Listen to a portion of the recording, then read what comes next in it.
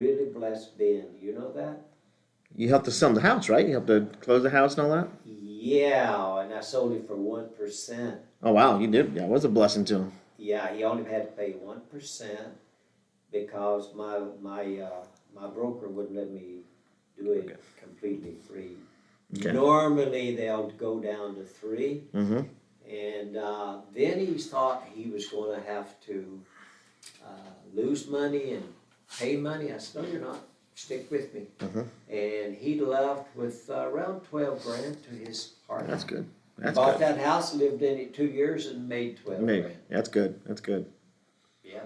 The But me and Alicia really prayed because, I mean, he's young and mm-hmm. he needed that blessing. Yeah, he did. He did. I really hated to see him go. Yeah. I did. Him and Ryan both. I hate. Yeah. When Pastor announced that Ryan was going, I felt pain in my heart. I started crying. I said, I don't think this is God. Mm-hmm. He's pastoring a church down in Yeah, I know, Portland I there, know. so I just felt like there, I don't know. He should have left here and went right into a pastorate somewhere. yeah, I don't know if that was what he's doing and how he did. Now I mean, the company he went to work for. He's doing something different now, so I kind of shifted for him. But then doing ministry is kind of it's not a full time pastoral gig. I think it's part time or something. I'm not You sure. have missed Ben a lot. Yeah, we do. But Aaron's a great ass. Aaron's doing a great job. Yeah. So but, and geez, I had Ben when he was in high school. Yeah. He was what helped me in kids' church all those years. So Yeah. it's been a while. Yeah. Well, we're going to start in a minute if there's people here or not. So, I used to do that. hey Johnny, how are you? Hello, young lady. I'm good. Oh, who's here? Who's your best pet? Nothing wrong with assigned seats? 7 different spots. Derek may be coming. I don't know. Let's leave it open for now. If Oh, he shows up or not. that He may be working today. I don't know. That If makes he shows up, he shows up. But Alright, fine. Yeah. Guys side, girls side. you're the only girl though. Oh, am I? Well then. Alicia's not with us because she doesn't like. Special privilege. Well, I think you can hold your own though. I'm not worried about you in any way, shape, or form. That's true. So they told me that the lectures are working now. Yes. There's one little button on the YouTube that I didn't click, and I thought I did, I didn't. So it's in embed, so that's messed it all up. So Okay. I fixed that. I thought I sent an email that told you that. You didn't get that email? My email, I don't know how to get that email to come to my phone. I Oh. only can check it when I'm at my computer, which is Okay. once a week. Okay. I'm sorry. Yeah. And the bugger is that Trinity wants us to run all the email through their server for like if I do something stupid, they can go follow up and make sure what I did wrong. So I was like, okay, whatever. So does everybody know? And just reiterate that the due dates for all assignments is flexible. Okay, so I'll keep the schedule as it is. But if you especially like this week and last week and all that, everybody's kind of like trying to get caught up. Because when we did this class, it's only going to be a 2-credit class. It's going to be a different topic, and then you got to do this class, which is 3 credits, which is a lot more work and is really kind of pressing everybody. So, but all we have to do, I forget what the date is. I think it's the 10th or whatever the date in May is. When the class is all done, everything's going to be done by then. Then we can submit the grades and be good. So we're just flexible with it. If you need some time, I'll give you another week, no big deal. I'll keep the schedule as is. So we try to because if we just do it all at the end. I'll be hit with too much junk, and you guys be like, so. So we'll do it that way, and that work out pretty well. Okay, so. I have a question for you. Sure.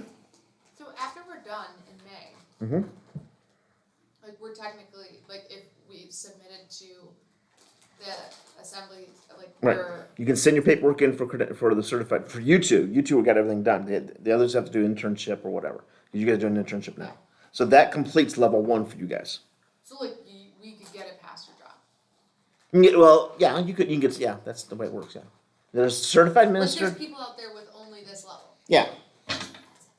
Well, yeah, and then but that's not very common. Most do certified, then they do licensed. That's the next level. Okay. Most do at least that.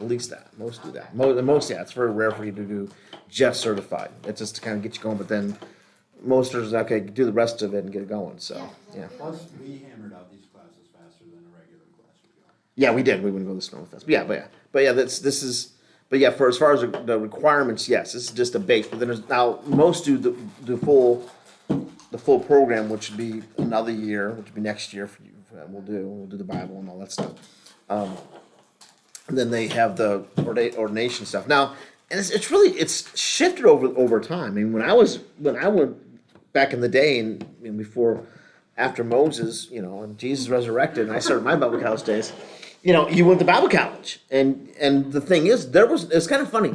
Berean was around, but it wasn't so big. And then this whole where we kind of do where this is at, where there was not a whole big movement to do at churches and keep the cost low, because the cost. I mean, going to Bible college, it was cheap. It was cheaper than going to community college.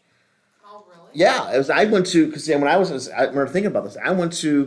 I was all set to go to Purdue University, Calumet, or Indiana University in Gary, which is like community colleges. They're Indiana University and Purdue versions of it, but it's community colleges.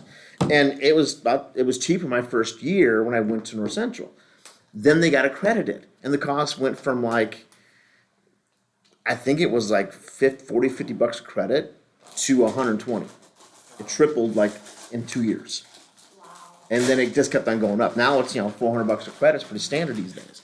So, and that's where it's because because when you get accreditation, there's all these things you got to do, and it's just changing everything. So, and then where Trinity's different, it's a Bible college accreditation. It's a legit accreditation. Okay, I forget the name of the accreditation. It's a legit accreditation, but it's not the same as other colleges which have regional accreditation, such as North Central Region. Like if you go to when North Central became North Central accredited, so those courses were equal to what you do. They would take those credits at U of M or whatever. That's why they do that stuff. But then the price gets a lot more expensive. So anyways, Okay. yeah, it's a thing. But the Trinity, I think I really appreciate. They're really trying to keep the cost low, and they're doing this deal to get offer a good option and do it this way. So it's a good deal. The money we paid, was it for both of the classes, or do we owe money for this class? I guess there's a bill for you guys for this class too. I haven't received an email. There should be something. Yeah, there should be an account in your accounts. I don't know. They're paying. I turned to my thing for payment for us that pays for the tuition, the scholarship stuff. So yeah. So I don't know. It's in there. Yeah, check it out. There's a bill somewhere, and then yeah. So it's all that. So yeah. So with the classwork, just if you get too busy, no big deal. Adjust it, schedule. It seems like everyone's still kind of working along on the stuff, which is great. I'm liking seeing the chapter things you guys are all doing great with. You all do it differently, and that's fine. It's cool. You're summarizing it. You give me good feedback. The forum posts are going good. Y'all waiting for everybody else to send a post so you can post something on theirs. I get that. That whole thing. But some good stuff with that, and so we're doing really well with that. So today, what we're going to do is I'm not going to go over all the stuff in the book. I don't want to regurgitate over the book. When I did the videos last week, they were not it was my thoughts on those topics, and I kind of shared that. So what I want to do is when I looked at this material, and I was talking to Dr. Bomarito about it, I said, you know what? He said, I said, I'm really concerned about this topic because the model is a great model to use. Don't get me wrong. But there's a lot of issues with it that they don't talk about in the book, okay? Well, and I want to talk about that. So today we're going to talk about change, dynamics of change, which is most of what you do in ministry, you're going to be dealing with change. In small ways and big ways, from personal to interpersonal to organizational. And how you process that, how you help people with that, is really important. And so understanding the dynamics of change within an organization, with the context of ministry, and various forms is really important. When I went to Bible college, I didn't learn any of this stuff. What I'm going to share with you today comes from two sources. Next week's going to be one from another source. But because most people are going to be talking about conflict. Because you deal with conflict. If you change something, you're going to get people mad at you. It's just that's kind of a thing that happens. So we'll talk about dynamics of conflict and managing that in the role of context of ministry. Most of that stuff I learned when I was in my church in Kenosha. We had when I went there, the lead pastor was there for 18 years. He was a great guy, and it was a great first position to be full time in. It was a really great experience for me. And we opened a daycare center there, and that was good and bad in a lot of ways, and failure, success and failures with that. But we had a great kids ministry. He's a great pastor. Well, something happened. We can talk about that some other time. But something happened, and he said, "Yeah, I'm going to kind of semi-retire and just do missions work and travel around and preach and just kind of lay back because he felt kind of tired." So he did that. And we got another guy came in, and me and him really clicked together. He's 80, just turned 80, and I every once in a while messaged him something. I said, "Hey, I'm teaching this class. I need some material from you." And he's Pastor Foreigner, and he did a thing. Where he would go to churches and organizations, nonprofits, large organizations, international ministries, and deal with conflict resolution. He would do legal mediation with churches that were in the middle of splits and all that stuff. So he did a whole. He and his partner, his partner pastored in Pennsylvania, and they learned all this stuff on conflict mediation, management, and so forth, and did these workshops on it and stuff like that. And so I'll show you some of that stuff next week. And then the rest of the stuff on change, I'm going to steal some stuff from John Maxwell, which maybe you guys don't. You probably know who John Maxwell is. Do you know who John Maxwell is? Know the name? You guys probably don't have a clue. Know the name. He's tip-top. He's top notch. He was a pastor at a church in San Diego, and then did really well with it. And then when I was a young pup minister, he did a thing called Enjoy Life Club. He would do seminars. So he was pastoring a church, and he'd do this Enjoy Life Club, which basically was his like staff meeting, but he would teach his staff like an hour. He'd do this whole instructional thing like once a month. Made it to tape club and then put tapes out all across the country. And we had dozens of these tapes. And then he did seminars. And it's kind of funny because I would the first time I came to Detroit that I can remember was my friend pastored. He was on staff at a church downriver. I can't remember the town in the city. He pastors over in Holland. And but he and I would come here to fly to Detroit, and we go to the John Maxwell seminar together. So I go hang at his house and so forth, and we go into the seminar. But so a lot of that stuff's going to come from him. So I'm going to share some of the stuff about change because it's some good stuff, and share some personal stuff. And but understand these dynamics is really key. Again, it's not in the book because they're talking about a lot of the big theory and some tools, but walking through this is kind of what you got to kind of get your head around a little bit. So let's kind of talk about this. All right, so let's jump into it. And we will go. I will stop at 8:30 no matter what. But if I get quicker than that, which we'll see. Okay, so change never leaves us the same. Change is loss. Change is loss. Don't forget that. When you make a change in an organization, somebody loses something. That can be beneficial. Maybe they need to lose it. Maybe they don't need to lose it. When my first church in Kenosha there, I walked in and they had the original sanctuary, okay, which was holy ground. It was the founding church. That church was big in its day, was quite a powerful church. And so we had the original sanctuary was our chapel, and it sat like 150 people, 150, 200 people. Not much bigger than, maybe a little bit bigger than youth center, okay? That's the same size as our chapel space, okay? And so we did kids church. Youth had Wednesday night in there. We had kids church in there on Sundays, and we had to set and turn down all this fun stuff all the time.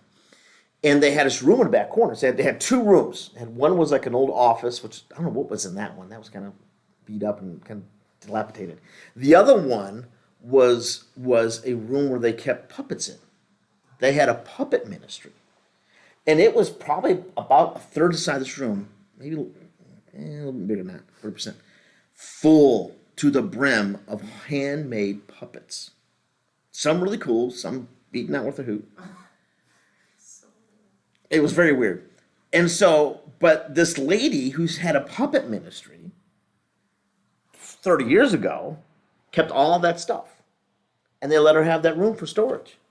And, and so then I come along, I'm 25, 26, and hey, I want to start this new ministry, and she's got the main room I need to put all my storage in, and nothing's been done with it. I'm like, we got to get rid of that.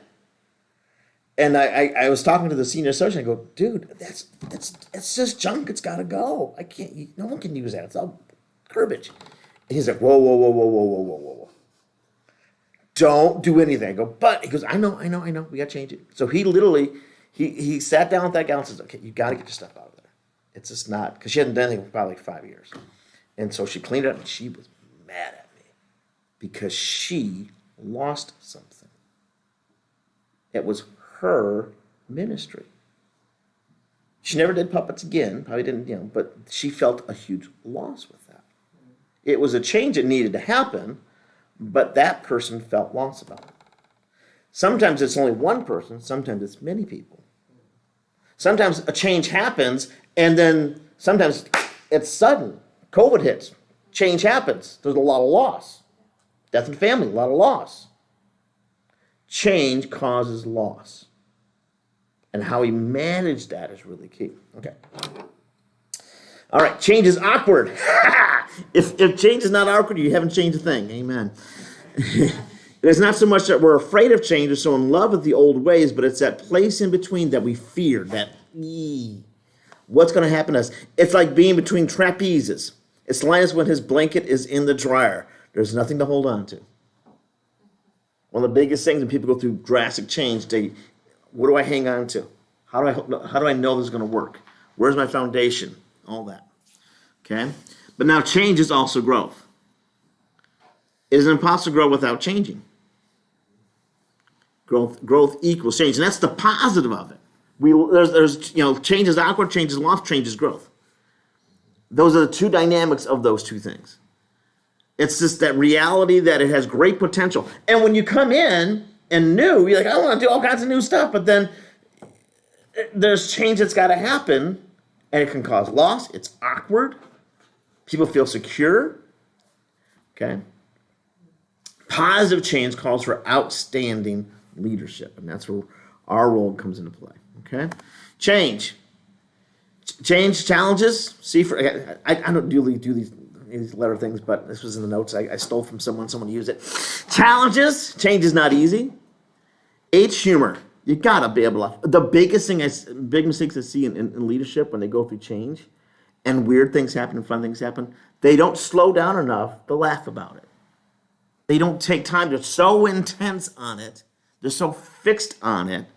They can't. When things go goofy, they don't have time to laugh about it. It's not a good place to be. Okay. Adjustments. It also helps if you're flexible. Just because you have an idea of something, you have to adjust, vary, adapt, slow down, speed up. It's always got to be in a state of flex. Newness. Change gives a fresh start. That's why we like it. Who do you like a fresh start? You don't want to stay in your own stinky clothes. You want to put on some fresh clothes now and then. Even though Aaron doesn't play, Anyways. Why? So, but that we like that fresh start, and change gives that opportunity to do that. But you gotta, it's that newness. Growth, change equals growth. Evaluation, change for us to look again at our life, our ministries, our purpose, our organization, what we're doing, why we're doing it, and that's okay. It's natural. See, the thing is, God does not change. God is immutable. But we're like, it says, I think it's in Psalms, we're like a filthy garment. He throws us off. We constantly need this sense of change. There's change in our spiritual life. For there's that renewal of our minds, regeneration, the process of discipleship, growth. You cannot be stagnant. You have to change spiritually, and that reflects in so many different ways. All right. After you've done a thing the same way, for 2 years, look at it carefully. After 5 years, look at it with suspicion. After 10 years, throw it away and start all over again. Now, what's the danger of throwing away with something? You lose something. And there's some things, should we change everything? See, one of the biggest things I see mistakes, I can't remember, I told me so many stories, can't remember what stories I tell about. When I've seen different leaders, they have all these ideas for changes, and they'll read a book like this. This is classic. A pastor go to a seminar, and oh my gosh. I know a church in this area.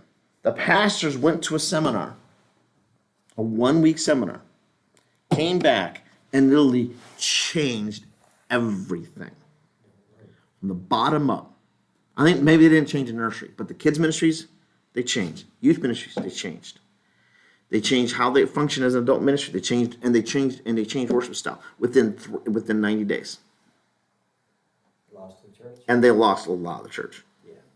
They lost a lot of the Change church. has to, if you go to a church like that, you have to change slowly. You gotta change slowly. And so they felt a need for it, but they made a drastic change. They moved so quickly, it cost me. We got some people out of it. It's kind of funny. Some new church get new pastor. All of a sudden, you start people go, "What's going on?" Well, you know, and eventually he's changing things, and they don't like to change. Now, there's some things you're going to change. No matter what you do, the people are going to leave. Just because you're a new person, that's a change. And they go, "We don't like you." California is not going to work in Shelby Township. Right. So, you got to walk through all that stuff. Okay, so the greatest enemy of tomorrow's success is tomorrow's success is today's success. We build a mountain around it. We have the success. We go, we have arrived. We got it. This is good. And then we get stuck there. We make an altar out of it, and that's a dangerous place to be. Very dangerous. Profile of a leader in trouble. Number one, he has poor understanding of people. Most leaders, good leadership. You have the old adage: you have one mouth, two ears. Use them proportionally. You got to listen. You got to know. Lacks imagination. There's a whole lot of process to that you can do. Has personal problems. You cannot change as a leader if you have personal problems. If you're focusing on your home, your marriage, your kids, your own issues, you will not be able to move forward. You will not be able to change anything, or let alone change your organization. Passes the buck. This drives me nuts. Maybe on staff meeting and tick me off, pass the buck on me, I'll spend it. Because I've seen it happen many times. I mean, and it's so funny. Those guys, they pass the buck. Oh, I'm not responsible. And all this and that. Now he's got an excuse for everything. And they won't last very long, 2 or 3 years, because again, I think I mentioned before, your first year you just it's honeymoon period. That's good. Okay, any ministry, whatever level, it's a honeymoon period. Second year, you kind of fix a few things. You start making adjustments. Year 3, it's yours. Well, people don't like that. Don't criticize you for that. Well, that's no fun. And then you can't dodge it. You can't blame it on the guy before. You can't say, "Oh, he made that problem." It's your problem. And then they go, "Oh, the Lord has led me to a new ministry." Yeah. And so they just that. So it's that same idea of passing the buck. Feel secure and satisfied. That's when you feel that you've arrived, you're settled. It's not a good place to be. It's not organized. Flies into rages. Because change will require you to change will result in criticism. Change causes conflict. Change causes conflict. Change causes conflict. It always, when if you made a change, you didn't realize it. Like every once I'll do something, policy, procedure, way we do things, and people get really ticked off. And I go, "Oh, I made a change. I didn't realize it was that big of a deal." Okay. When I first came here to Lakeside, we had a very established Sunday school ministry. A lot of great teachers, a lot of great people, very smart. At that time, I think I had 2 or 3 master's degree people, in counseling or education, teaching, or Sunday school teachers and so forth. So I didn't change a whole lot. And I waited. Now, there's some things I didn't like. It was really disorganized. Okay, we got to fix this. I made some change, but I waited a year. And then I sat down with the teachers and said, tell me what you guys are thinking. Why do you do this? Why is this important to you? What makes Sunday school fun for you? What do you need from me? That's all I did. I listened. But then when I got down to it, I had to make a change. I made slow changes, and then when I introduced an idea, I made the connections why they did what they did. And but if I just jumped in and made changes right away, they would have said no, and then they'd quit in droves. Now there are some people, like I said, just because I'm different, just because my personality. Not everybody likes my personality, believe it or not. I know it's hard for you guys to believe, but that happens. Yeah, I know. And so they go, "Oh, I don't like that."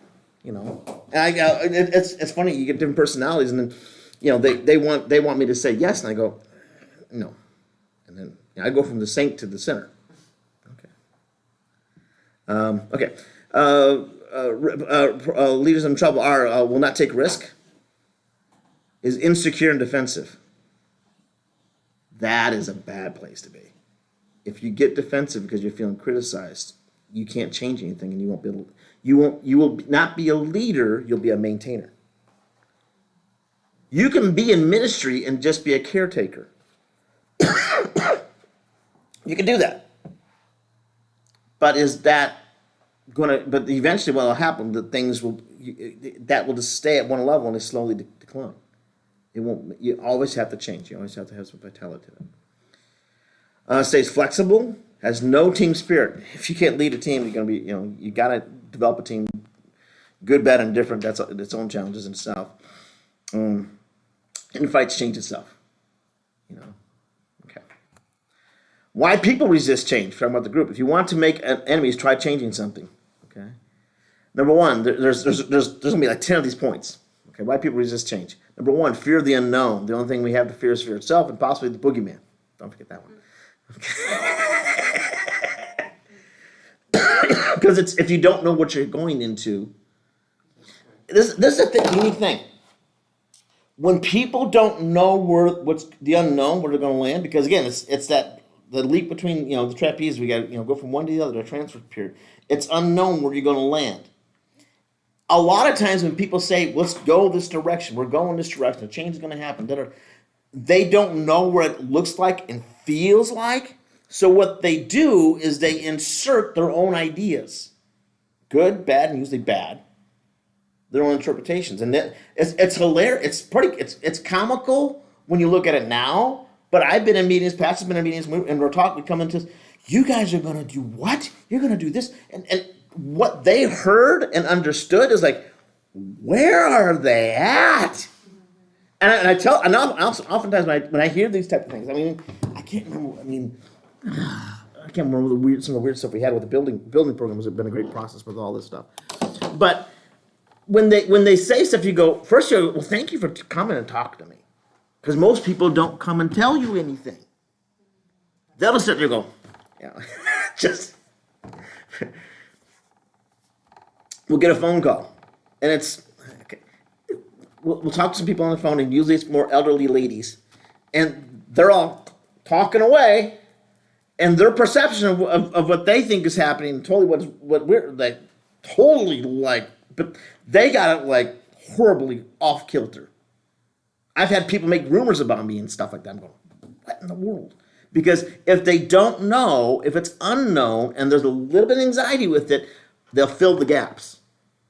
That's true in relationship. It's true in organization. If they don't know, a little bit of anxiety, they'll fill in the gaps. And that can be disturbing sometimes. That's where criticism, which is unfair, will come from. And that can ruin you in ministry. It can ruin you in leadership. Because someone will come to you and they go, they'll dump on you, and you're going, what? Insecure, you become defensive, and boom. The church I was at in Kenosha, I was there for 7 years, and the Pastor Forner, was there for like 2 or 3 years. Then he did a consultation for a conflict resolution with the church down in Texas. They involved him for like 6 months. He said, okay, fine, I'll be your pastor. He went down there, and then I followed him down there. I knew he wouldn't stay there for very long, but I did anyways. And so, but then we left that church. The youth pastor at the time, he was like 35, 40 years, he was almost 40 years old. And so he felt, I want to be the pastor. Okay, so he kind of became the pastor. He had they had a lot of turmoil in that organization after we left. And then what happened was he got real defensive with a board member. The board member was trouble. I knew he was trouble way back when. We knew he was trouble. We knew, okay, but he was there. Well, he didn't handle him well. He got defensive with them. And in the fight between the two of them, the guy left, found that he was basically not very ethical. And he left, and then that pastor ended up leaving also. And now he works down in Florida as a meter reader for a little, I think, water company or something like that. He's no longer in ministry. He lost his ministry because of his defensiveness. He couldn't handle criticism. What the guy was saying was said about him was not true, but he lost it because of that. But that's not uncommon. That's not uncommon. Not uncommon.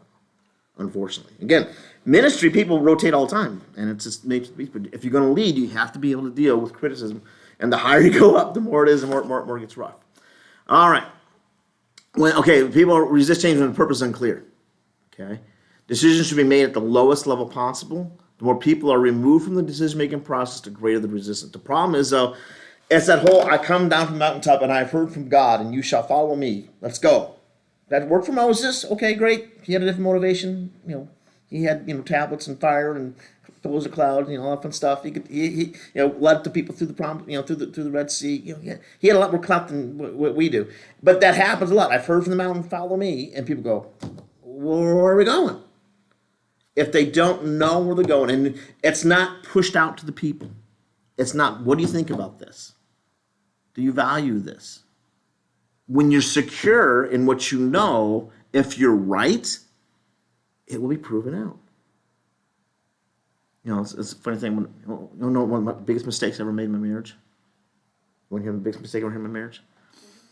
When me and Rosemary went down to Texas. Okay, we at that time we were down in Kenosha. We felt the Lord released us to go. Okay, we felt it's time to go. And so we started interviewing churches. Well, I had two opportunities: work with Pastor Forner in Texas, or a friend of ours who I was kind of interned under and mentored under when I was in Minneapolis. And he was starting a church and asked me to be like an associate. Go, come be my associate here. And we were really on the fence about it. It's like, because Texas was like totally different culture. It was like, it was a very big culture shift. Where Minneapolis, we knew the area, we loved it. That'd be cool. That'd be awesome. Well, I was literally in my office. I prayed over lunch break. I was fasting and praying about it, and I felt, no, we're going to Texas. So I walked home, went home, and I walked up and drove home. And I told Rose, we're going to Texas. She's like, okay. And we went to Texas and it worked out, and it was all good. Probably, I don't know, a few months later, she goes, you never asked me what I thought. She goes, you weren't wrong, but it would have been nice to have been asked. And I go, because guess what? God's a big God, and he can speak to me, and he can speak to her. Isn't that cool? And God's a big God. He can speak to the pastor, associates, the deacons, the influencers. He can speak to everybody. It's pretty cool, but we got to be secure enough to do that. That seems risky to some. I've heard from God, this is what we need to go. There's some validity to that in the role of in a prophetic, in the role of pastor and leader. But organizational change, God can confirm. God's got to. The prophet without authority is worthless. And so when the prophetic speaks, that's great, but it has to get any authority to it. It has to be subject to the pastors, the leaders, the elders. It's got to be accountable, and that's why God works that way. And we got to be patient. That's patience is a big issue with that one. Okay, the lack of exposure to better ways. People change when they learn enough they want to. Examples of exposure possibilities.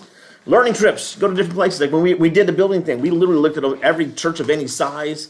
We looked at Woodside. We looked at Grace Church. We looked at Imlay City. We looked at, the one over in Plymouth. It's a big church right off the interstate there. I can't name it now.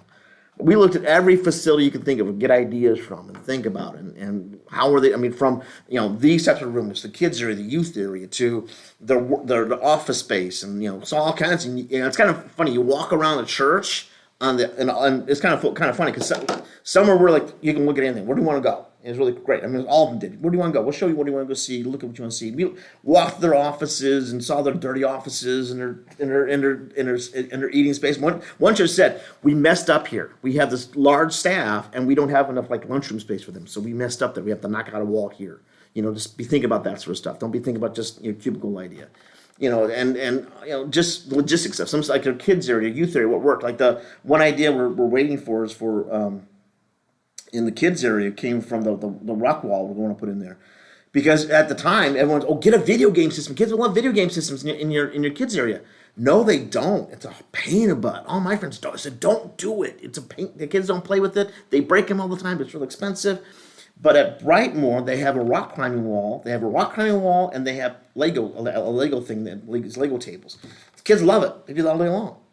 And so, we're doing the rock climbing. We got the Gaga ball pit. That's where stuff was really. But those ideas came from talking to them. Don't do that. That was stupid. That was a big waste of money. Don't do that. Okay, we ain't gonna do that. Take that off the list. But having those exposures get you to think out different ways. So fresh eyes. It's really cool to have someone come in and get. What do you think about this? What was your thought about it? And the smart people, like having friends that in ministry, it's always cool. Having them come to church and say, "Oh, this was great. That was, dude, what's up with that? That was weird." Okay, fresh eyes is good. When you first come into a church, when I came to this, when I first came to Lakeside, I remember Pastor asked, "What do you think about this?" And I said, "Well," and I said what I thought. This, and this. Whatever. He goes, "Well," and I go, "You know what?" And they didn't do it to this recently.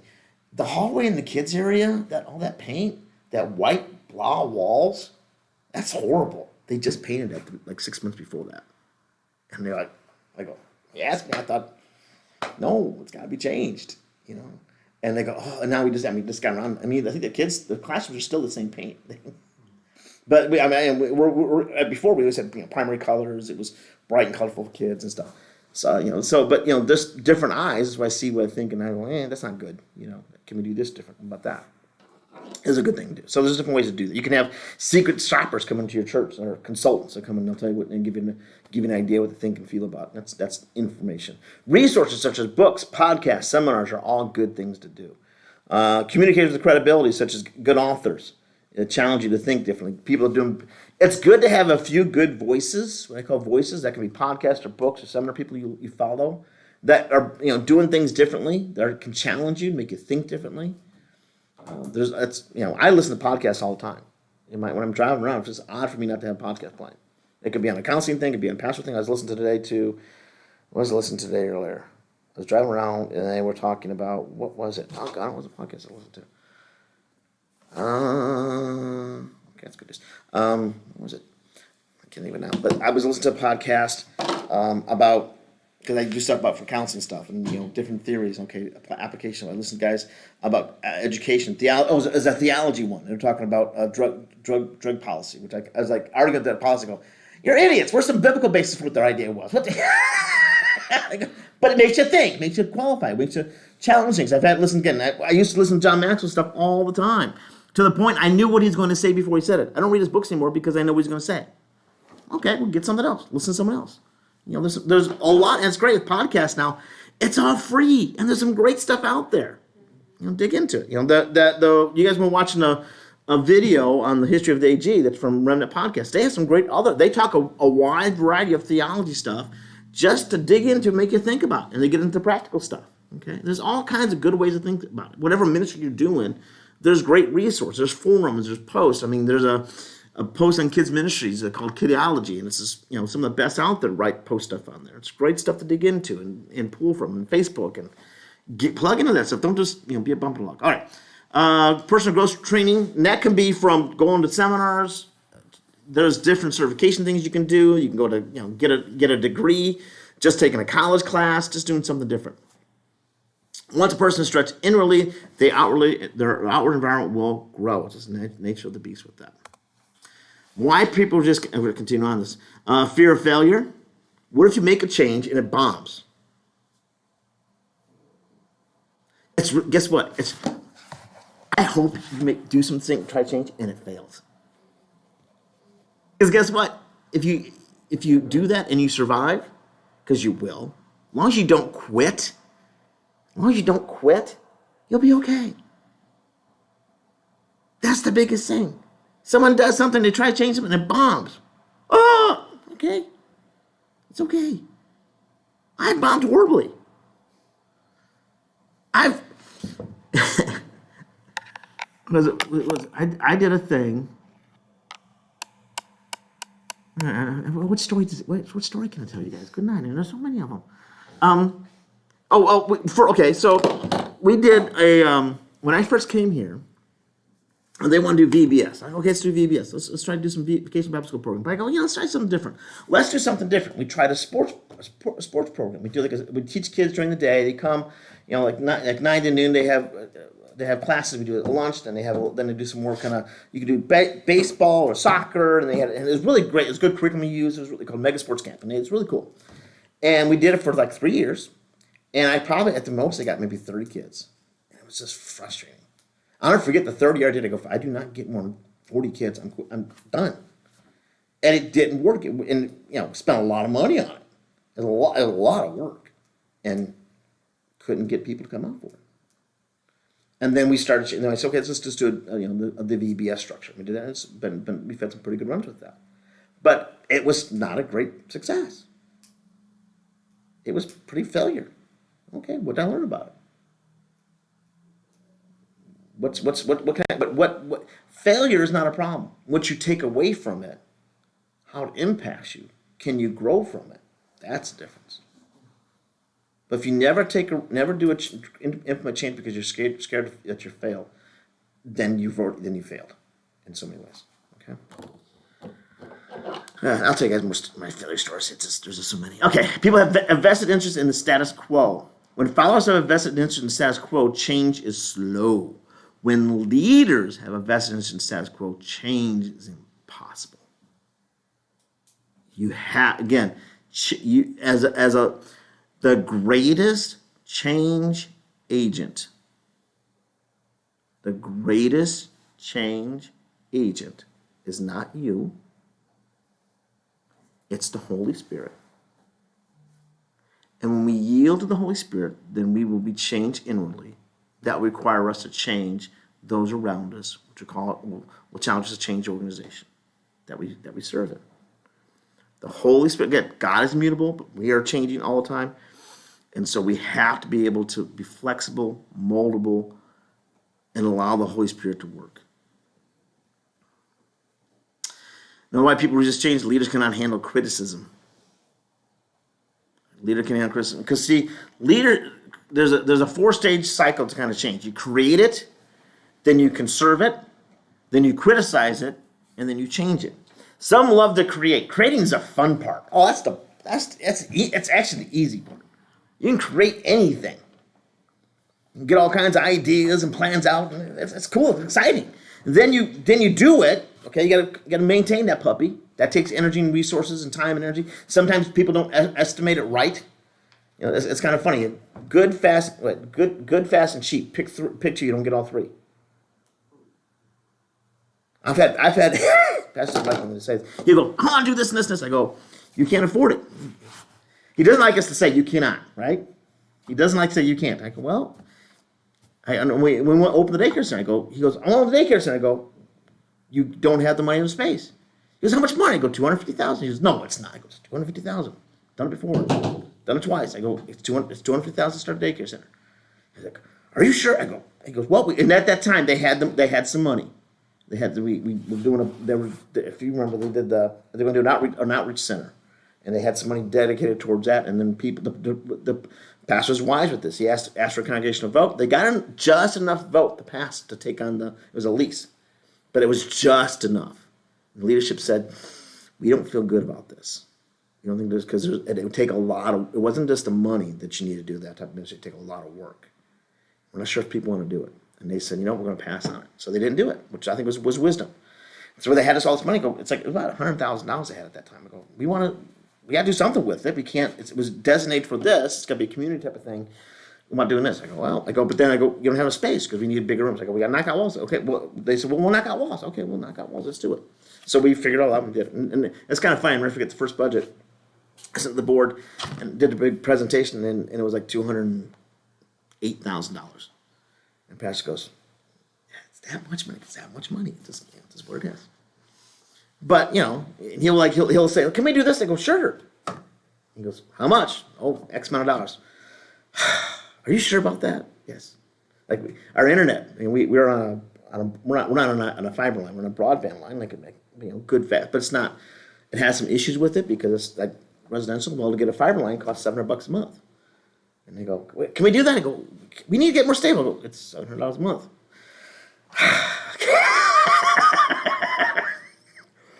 So conserving something takes energy and resources. But then you have to evaluate it. You have to criticize it. And sometimes when you invest all that energy into creation of something, and you invest all that resource to maintain it, then you got to criticize it. Well, that's no fun. But that's what's needed, so that you can evaluate, is this effective? Does it work? Like I said, when I did the mega sports camp, it was I created it, maintained it for 3 years, and I go and they criticize. I go, it ain't working. Pull the plug on that puppy, threw it out. Had to create something new. And it's kind of funny because the redo VBS, do VBS well takes a lot of planning and so forth. And we kind of said, I'm going to dump it in. I took a pause, like I'm a year off, to plan it all out and get it all together again. So it's a whole process. So there's that process. But if you can't handle criticism, because what you create becomes your baby, and you don't, who wants their baby criticized? I mean, if you bring a little, oh, is it cute? No, it's kind of funny looking. It's kind of got its gas, kind of smell. Okay. We don't like that. But that's reality. And that's part of that criticism. When you invest so much into it, you will be criticized, and how you manage that is really important. Okay. Why people resist change? Change calls for number 7. Change calls for greater commitment. Change means a personal loss. Okay. For the person, for the group, for people, and so when change is imminent, the first question that everyone in mind is, how will this affect me? And there's 3 groups: the ones the losers, the people that will lose something. They will lose something. They won't like that. There'll be the winners, and there's a neutral. And it's almost a bell curve. The real winners are on one extreme, the losers on the other, and there's this big in the middle, kind of like a neutral bottom. If you get everyone if it's not real clear about that, they'll be even more resistant to change. There's a whole other aspect of dynamics of where you work in context of ministry. We'll talk about that next week, of conflict, of where you sit in leadership in relationship to your people, and where they how old you are, how old they are, and how long they've been involved with that ministry. Huge impact of how you function. We'll talk about that next week. Number 9 reason is poor preparation. You turn an organization 100 degrees, 10 degrees at a time. I'll never forget when we were at when I did credentials back in the day. We got done Bible college. That spring we did like a seminar with the district office. So they had all those graduating seniors at a church. We took the test, which I got the highest score. Beat my brother out, even though it made me very happy. And then we had these like workshops. I'll never forget. Brother St. John was district superintendent at the time. He sat down and he goes, "Okay, guys, when you go into your first ministry, you'll have an organ there. No one likes organs anymore. Do not, the first Sunday, throw away the organ. You will get fired." He goes, "What you do is you move it a little bit at a time. Oh, let's just move it over here. I'll move it over here." And he said, "Yeah, my first church, and we had had an organ, a big old piece of equipment, so they moved it a little bit to the side. Then I pushed it against the back wall. You couldn't even get to it. They could see it. No one played it, but it was there. If someone played it, I climbed over stuff to get to it. And then eventually, people kind of said, 'Why do we have that?' I don't know. Why do we have it? We probably need to get rid of that." "Yeah, we need to get rid of that." "Okay, let's go." John Maxwell tells a story about his first church. He pastored in Indiana for many years, and his really rinky-dink church he went to. Well, he first went to the church, because he's a pastor. Now, different denominations work different ways as far as the pastor is concerned. Some denominations, the pastor's hired by the denomination, and then they're placed in that ministry. Sometimes they're brought in by the church or whatever. But the pastor may or may not be a member of the board. He may not even be considered an elder. He's just the preacher. Okay. So what happens? So he goes to his first meeting, right? He goes into the board meeting, and he's new. Preacher doesn't know what happened. He sits down, and he goes, "Okay, how you doing? Okay, Pastor." Like one guy leans up, "Okay," and go to front of our boys. "Pastor, pray for us." He prays. Okay. Basically, he's kind of put to the side, and the deacons run the meeting. And then after he does it a couple months, he goes, "I really don't have anything to say except to pray over the meeting." And he realized that there was one guy that if whatever he said to do, all the other guys followed what to do. He would just make suggestions, the guys would go, "Well, that's another nice idea, Pastor," and then just totally blow him off. He's like, so he got smart. He learned to go hang out with, I forgot the guy's name, let's call him Elmer. Hang out with Elmer on like the week or two before the meeting, and he's kind of helping around the farm, talking a little bit, have a little lunch, and then he goes, you know what, Elmer, you know that the problem we have in that bathroom, if we could paint that or fix that, don't you think that'd be good? Pastor, I think it'd be a good idea. Next board meeting, Elmer's, you know what, men, we got a problem with that bathroom. We need to fix that. All right, Elmer, I'll go for that. He ran that church for like almost 10 years that way. He'd meet with Elmer. Elmer would say, we're going to do that, Pastor, and then it would happen. It's understanding influence. Understanding influence takes preparation, takes time, takes relationship. That is golden. Ministry is life to life. If you preach and you teach well and you relate well and you listen well, good pastoring makes for good influence. It doesn't happen overnight. It takes commitment. When, it's kind of a sad, but it's a true statement. A lot of churches, you'll hear a story. I've heard it probably about 3 or 4 times in some pretty large churches. And it's a tragic story. The church burned down. Like the church that we were in Texas, the church burned down. They had some kids. The sanctuary was probably a little bit smaller than ours, but it was all wood structure in the middle of the piney woods of southeast Texas. And some kids came around and they basically arsoned the church, burned the thing down. And it was a beautiful building. It had huge stained glass windows. It was this really nice, really pretty building. And burned the thing down. Church was probably about 400 or 500 people at that time. Pastor's been there for a little while. And they literally, they had a gymnasium that was still, because then there they had, in Texas, how they do church, they build a building and another building, and they have big campuses, they kind of spread the buildings out. So they had a big gymnasium, but that wasn't finished construction yet. But the main sanctuary was totally leveled. And so what they did, they had a meeting in middle school across the street, basically, is what they did. And it was devastating for the church. And they had insurance, and the insurance paid for it, but they took them 3 years to rebuild. In that time, they stayed in the first 2 years. They stayed in the gymnasium at the middle school. Then they went over to the gymnasium because they finished building up that one gymnasium. Then they met there, and then they finally moved into the main sanctuary about almost 3 or 4 years of this whole thing. But the church grew drastically. It doubled in 3 years. It went from 500 to 1,000 in 3 years. They went through a drastic change, but they walked through it together. They all mourned. They all felt all that pain. And the pastor was a good, smart enough pastor to acknowledge it, to express it, to talk about it. Because he was overwhelmed with it. He didn't know what to do. How do you take it, he never experienced that before. But that type of destruction, if you would, builds up a community of believers, because it's not about the building, it's about the people. Brings them all together, and helps them think through. And they went through a drastic change really well, not just get through it, but thrive through it. Okay.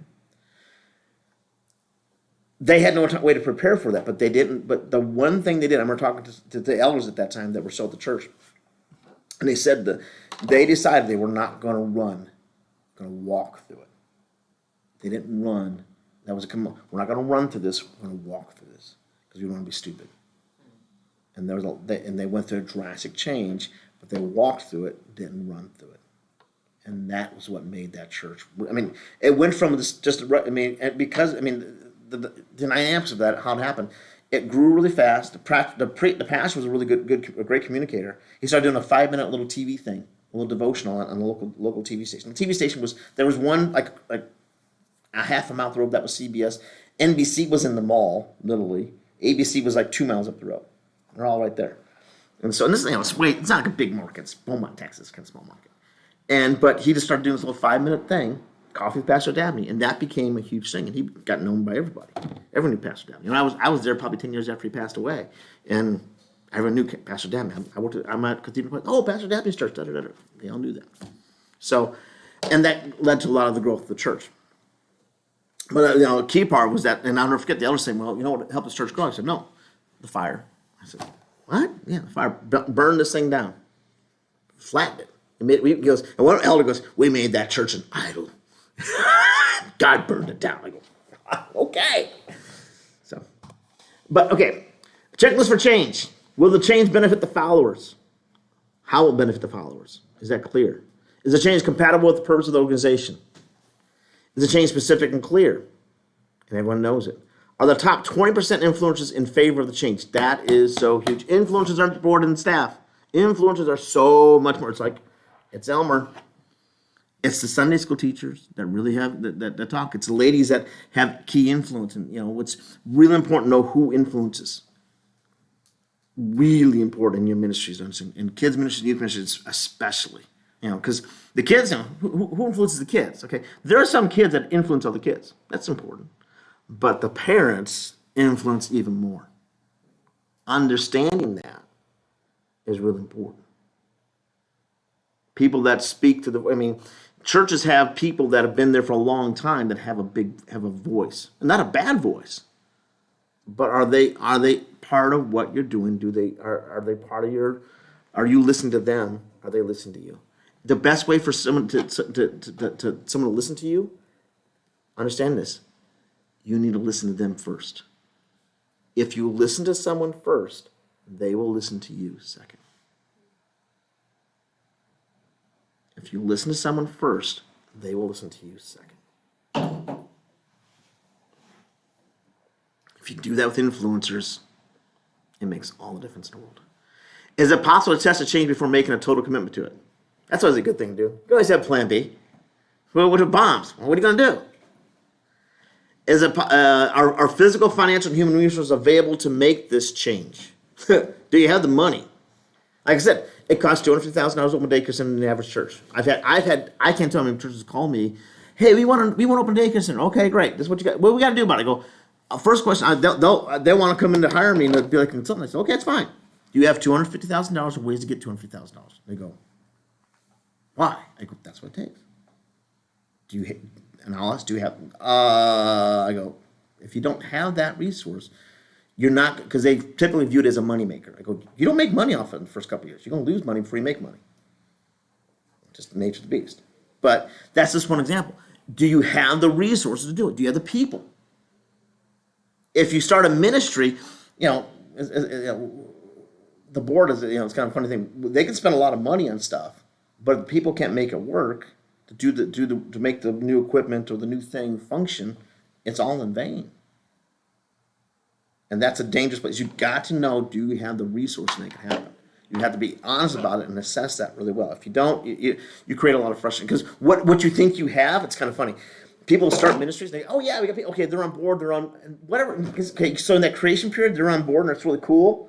Then you get to that next phase of kind of maintaining, helping to grow. And those that started with you typically will fall off.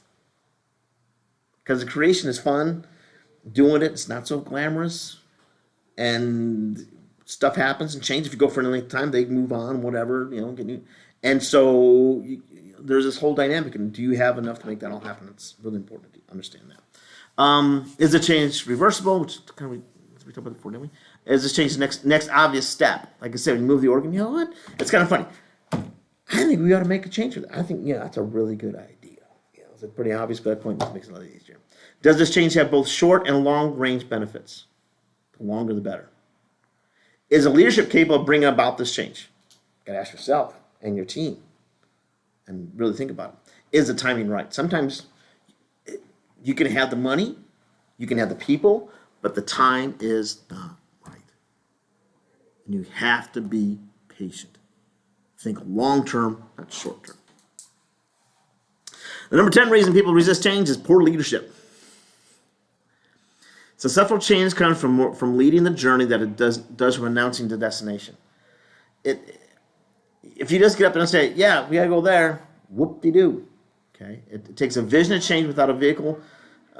Change is a failure. Okay? A vision to change without a vehicle to change is failure. You got to have a vehicle. The vehicle is a strategy. How do we get from here to there? That's what, getting the vision is one thing. It should be collective. The leader provides a strategy, the vehicle, to get there. The driver is the leader who will take us from here to there. Okay. The passengers are the people who will go along with us from there to here. The baggage is the emotions.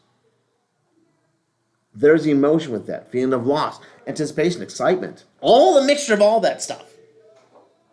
It's all there, but you have to, and it's again bags. Because if you go on a trip without baggage, you get there and have no clean clothes, so you're gonna have some baggage. As much as the change creates baggage of emotion, of conflict, and all that stuff, also is the baggage of emotion of positive good and goodwill and excitement. It's all in that package. The fuel of it is a resource. Can we get that? Can we get that from here? Do we have the money, the resource, the food on the table? The stuff to go. Have you ever gone on a trip on faith? Like, let's just hop in a car and go for a ride, see what happens. When you're young, I guess you could do that, but I remember doing that, going, okay, honey, we got to go back home because we're about broke. Okay. Strategic guidelines to help people accept change. Change is more acceptable with it when it's understood than when it is not. Understanding is really key. What is needed is clear communication. My typo. Type is too quick. I don't know what that word's supposed to be. Okay, commitment of leadership to constantly communicate. Environment of transparency. Continual communication meetings. Different influencers communicating. It's when you get an idea. When you get an idea where you want to go, you get a good amount of people around you to get that to kind of ferret out the strategy. The vision's got to be more as broad as possible. Then you get the idea that, okay, you say it and you say it and you say it again and you get creative about it. How can you say it? How can you express the need? Because sometimes what you perceive as a need, other people go, what's the big deal? Or it's being met this way. People only change when they hurt enough that they have to. Or they learn enough that they want to. If they don't feel any pain, the biggest thing causing people to change is pain. If you go to the doctor and says, if you don't lose 50 pounds, you're going to die tomorrow. Guess what? I'm going to get out of the program then, okay? But it's a great motivator. But people change because but they don't feel any pain, any motivation, any need. Again, you can give them, well, if we do A, B, and C, we'll be able to reach more kids, more youth, more whatever. If we do A, B, and C, we'll be able to give admissions more. They go, what's that got to do with me? Why do I care? You have to give those. You have to bridge that gap to them, and that is a wide variety of possibilities. In communication, leaders must be clear, show it creatively, and show it and say it continually. Repeat, repeat, repeat, and repeat again. Oftentimes, it used to be the rule of 5 points of communication was the old method. And you try to communicate. If you do an event, you have to communicate 5 ways or whatever. Now it's 7, because of all the media that people deal with, it gets lost in all the noise. So you have to have more ways to connect with people in different ways. What motivates them. Again, understanding what motivations are is really key. What motivates a 20-year-old is not the same as going to motivate a 70-year-old. If we say to the parents, we need, how much is the rock wall? Is it $8,000? Something like that? It's a few thousand. I remember that. Yeah, it's a few thousand. I don't know if it's 8. Is it less than 5? I think it's less than 5. It's less than 5. I think it's like 3 or 4. Yeah. So now me and Aaron think, well, this is a great thing. I remember I'll never forget when Aaron got the idea to do the Gaga Ball pit, and me and Steve Royalty wanted to do that years ago. We couldn't figure out how to get it done. He gave me a plan. I'm like, that's awesome. That's good. Pat's like, what's the big deal? But that's like that. This it's an octagon, right? Yeah. Of 2x4s put together, and makes this little cute. When kids bounce a ball around it. It's a hit, man. It's a huge hit. The kids love it. It's worth every penny and then some. And so, but Pat's like, what's Gaga Ball? Who cares? But he's like, okay, you guys say it's work. We'll spend some money. No big deal. But what if it like no one played with it? What if a kid got hurt the first week? There's risk with that. So the felt need now. If I go, okay, we're going to do a special menu for seniors, and we're going to have a special breakfast for seniors on and go to and pay for 100 seniors to have breakfast at the local restaurant. Okay, cool. Yeah. Elsa's like, yeah, let's go. And Aaron's like, who cares? It's free. Who cares? Again, what motivates in communicating the need for those things and being broad enough and distinct enough, and to bridge that is really key. But then, yeah, I can connect the senior to the grandkid, come to church, and that one's over every time. So, anyways, okay. So, strategic guidelines for helping people accept change. I gotta make this a little broader because ooh, what did this do? Okay. The change proposed is self-serving to the leaders. Not a good thing. No, wait. Am I making it? I am like flipping around here. Okay. Wrong page. Okay. I read, that was weird. Okay. My computer's doing weird things. Change is more acceptable when it does not threaten security. Okay. In security, what makes, again, when it comes to ministry, we don't think, well, where's security in that? Well, go back to the crazy lady with the puppets. That was her ministry. That was her success and a form of her identity. It's great. I mean, the best teachers and leaders are people that own it, value it, have purpose in it. You love those people until you got to change them. Until you got to tell them, we're not doing this ministry anymore. That could be rough because they have security in their purpose. So you have to know what is those points of security. If you don't, you will find them when you make the change. You'll bump against it. And security means a lot of different things. If you say we're going to go, and we had this when we did the building addition. People did not want us to go in debt. They didn't feel that was secure. Now, we can talk about the assets and liabilities. Now, Church in Great State, I think we've managed extremely well. But there was a lot of questions about that because it challenged their security. Okay? When I did an outreach ministry in Wisconsin, and we brought in kids from the urban, different part of town, parents didn't like it. That didn't make them feel secure. Those are things you guys deal with. If you guys did a youth outreach ministry and you brought in all kinds of crazy kids from different areas, some people go, oh boy. Is it on purpose? Is it, well, yeah, you can make, but then it challenges security. So that you're going to know what you're going to walk around that and how to process. Change is more acceptable when those affected have helped create it. And when then is externally, then when it's externally, when they have ownership of it, can speak into it, have value into this, and all that process, the more broad you make it, the way better it is. Change is more acceptable when it follows a series of successful change. One of the great examples, it's true. If I made a mistake, when was the last time I made a big mistake? I made a mistake of like, What? what? When was the last time I made a mistake? Oh, I mean, today. But no, a mistake, for example, if I made a mistake of, let's say it cost the church about probably a couple $1,000. Do you think I get fired for it? No, I wouldn't. Why? Because I got to change my pocket. When you understand the idea, when I have a success in ministry, and when I have a win, I get change in my pocket.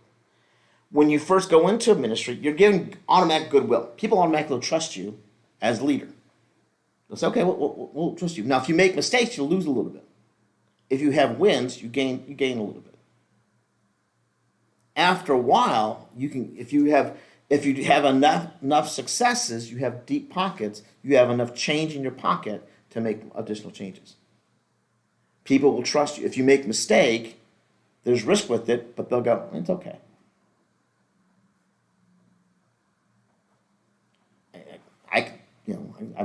I've made $1,000 mistakes. Didn't want to. I remember one time I made a mistake, and Mike Bless fell on a sword for me. I go, why did he do that? He didn't need to do that. I could, tell him Randy's an idiot. Okay, no big deal. Duh, it's okay. Because sometimes you misjudge something. Now, if Aaron made a $1,000 mistake, that may be something different. He has an excuse. He's young. He's young and stupid. We'll give him grace then. You don't got no excuse. Mistake yet, and I do not play. It'll happen. It'll happen. But again, do you have successful wins so that when you... John Maxwell gives a story of when he was at He was attending Saddleback Church, Saddleback Church is a big church in California, a big influencing church and across the country and all. And Rick Warren was a pastor. If you've read any Purpose Driven Life, that's Rick Warren. And he wrote a book, Purpose Driven Church. And he was at his church one time, and he's sitting there, and Rick Warren, before they had a building, they were trying to find a building, and they spent $50,000 to figure out something, what deal with the building, and they lost $50,000. So he gets in front of the church and says, okay, folks, what happened, da-da-da, and we lost $50,000 on this. He goes, this is the most amazing thing, because the church is pretty, we're talking like a church like several thousand, and not one effect. People didn't like, okay. Because that pastor had deep enough pockets. He built that church up from nothing, meeting in schools at that time, stadiums at that time. They would rent out a whole stadium when they do like Easter service. They ran like 5 services in a school or whatever on Sundays, but when they get everybody together, they have to rent, for like Easter, they rent out a stadium. And so, but people are like, well, okay, that's our pastor. We're cool with it. Pastor Chris can make a big mistake. No, not in terms, and okay, but he has pretty deep pockets because he's been here for so long and people love him, and rightfully so. You can, if you can do changes, but the key thing is, okay, if you make a mistake, that's okay. And even again, if Aaron did something stupid, made a mistake, again, he's given goodwill off the front end. Same with Jordan, give him goodwill off the front end. You can go bankrupt. I've seen it happen. Okay. But the key thing is to have good wins. I made a change. It worked. Okay, good. We trust you in the next one. That change in the pocket is a really key idea, because people, when you go into position to give you goodwill, okay, we'll trust you. And you may have a good success. You may preach good. Okay, get a token here. You keep building up. Oh, that was kind of lame. And then you lose a few. Okay. But it's that relationship of trying out, and the bigger the risk, the bigger the payout, and the bigger risk of bankruptcy. It's dynamic. When I was in Texas, I was there for 8 years. I was there for 6 years when the last senior pastor came, and I went through 3 senior pastors there. Okay, Pastor Forner, Pastor Kitchens, and Pastor Feltsaw. I had a lot of change in my pocket to do change. He wanted to make a lot of changes. I didn't agree with him. He wanted to move very fast. I said, I think we need to move a little bit slower. And he made a lot of changes. He lost a lot of people. And he let me go because I had more change in my pocket than he did, which is fine. That's the risk I took when you're on staff for a long time, senior pastor leaves, new guy coming in, you may have more change in your pocket, you have more influence than he does. And I'm not a great preacher, but I had more relationship with influence than he did.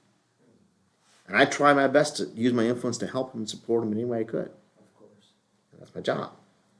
But after a while, he felt that I was hindering him. I go, okay. I mean, it wasn't a bad terms. It wasn't mean. It wasn't like, but he goes, okay, get it. We're gone. Jealous of you. Well, no, it's just nature of the beast. It's nature of the beast. I get it. He's coming in, and again, he's a great preacher. But he wanted to make some change. I kept saying, I don't know, Pastor. I don't think I ought to do it. And he did it after I left, and he lost half his church. He went from we had a church about 800. He went down to church 400. He literally shut down Sunday school. And I had 2 classes, just 2 classes of adult classes with 50 each in that class. I had Sunday school of 480. One of most churches. And he wanted to shut it down. I go, I don't think I ought to shut it down, Pastor. I go, if you want to move the organ bit by bit, okay, but don't. Pastor, I don't think it's going to be good for you. And he okay, and he goes, I don't think I'm on the same page. Okay. It wasn't mean, wasn't horrible to me. Give me good references. I'll end up coming here right away. But then he did that, and he lost half the church. Now he built it back up. And he's doing great now. Church is doing fine. He made the church the way he wanted the church to be under his vision. I get it, but it was a bumpy road for him. But understand your change pocket. And I said, I got a lot of change in my pocket. He goes, yeah. He goes, yeah, you're right. You got a lot of change in your pocket. I go, I try to give you as much as you can. Yeah, but because you're here, you still have that change. And it's just weird sometimes. I go, okay, I'll step out. He goes, what happened was he was in a board meeting talking about, I forgot what it was. I think it might have been changed to Sunday school. And the board asked him, Pastor, what does Randy want to do? What does Randy think? And when I heard that, I go, I'm in trouble. Yeah. Because when he let me go, I called all the board members up because they're all my friends. I said, did I do anything wrong? They go, no, you didn't do anything wrong. I go, remember when you guys told him what does Randy think? I go, yeah. We go, you shot me in the head. And one of my good friends said, yeah, we kind of did that way. I go, it's okay. We're good. I understand that concept has a lot of good and bad. But when you work in ministry, the more wins you have, the more you create change, it's a good thing. It creates goodwill. People trust. It takes time to do that. Okay. Change is more acceptable if it's planned than is experimental. If you just kind of, let's try this. Let's try this. You use up a lot of resource and energy, and the people are like, okay, whoa, wait a minute, what are we doing? You have to kind of walk it through. The bigger the organization, the more time it takes. You're steering a boat. You're not driving a car, you're steering a boat. If you've driven a boat, if you kind of flip that boat, turn direction, it does not go very well. You'll flip that sucker. I mean, I used to be in like 15-foot runabouts or smaller when I was a kid. And, and my dad would take a 10-footer, big like 40 horsepower. He would when he was a kid, he'd flip boats all the time. He thought it was fun. And I remember watching him do it one time. He just kicked it one time. He had it going full bore and hard turn. Boom! Let's flip that sucker over. Well, because the boats don't turn that way. They don't flip real easily. You can't turn direction. The bigger the boat, the slower it takes the turn.